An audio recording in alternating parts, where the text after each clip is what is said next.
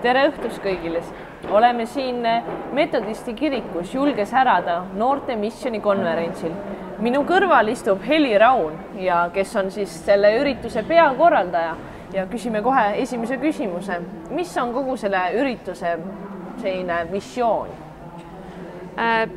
Põhimõte on see, et tuua inimesed kokku eri kogudustest üle Eestimaa, sest meil kõigil on ühine Jumal ja meil kõigil on ühine soov tegelikult vaatame selle, et me kõik ei pruugi seda väljendada nii selgelt, aga et me kõik sõbrad tegelikult saaks tundma Jumalat ja leiaks temas elu mõtte.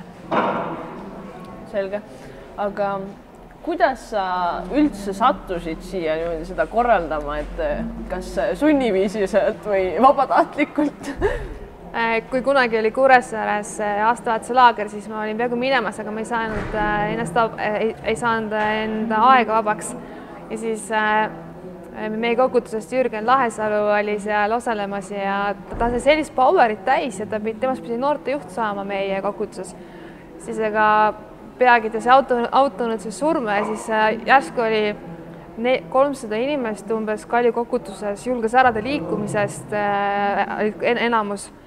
Ja siis mõtlesin, et vau, et see on asi, mis tõesti muudab inimeste elusid ja siis kui tegi 2012 aastal, kui oli Heartbeat Tallinna festival, siis Jumal kuidagi eemaldas mind oma koguduse noortetööst ja siis ma olin kolm kuud kodutum, ma ei teadnud, mida teha ja siis järsku Põleva Pirnile ma sattusin Shine'i tiimi, mis oli põhimõtteliselt sama asi, mis Julge särada, ainult et tuli kuidagi Šveitsist tagasi Eestisse uue ringiga.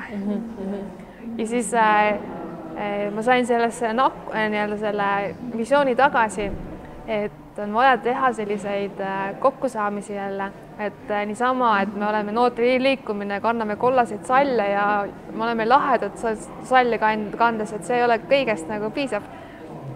Ja siis eelmine suvi me läksime missiooni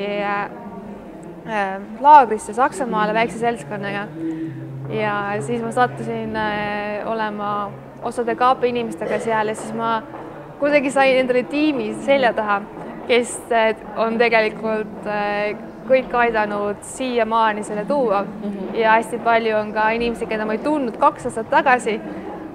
Kuidagi ma olen nad minu ellu pannud erineval moel, et võin öelda, et mul on nii palju uusi tutvusi juba selle oikumeenilise töö ja mu silmaring on palju laiem ja lihtsalt Jumal üllatab nii, et ta on tõesti piiritu. Amen. Aga üks küsimus oleks mul veel, et siin on praegu väga palju noori, aga praegu mõned noored võib-olla seal kaamerate taga või kuskil telerite taga või arvuti taga võib-olla näevad seda meie intervjuud praegu ja äkki on teil mingi sõnum, mida te tahate edasi öelda neile, kes praegu vaatavad näiteks? Ehk siis, kui sa seda praegu vaatad, siis ilmselt ei ole ka Türi missiooni konverentsil. Kuidagi naljakalt sattus kokku, et ka Lõuna-Eestis on väga sarnane missiooni konverents. Aga kõige tähtsam on see,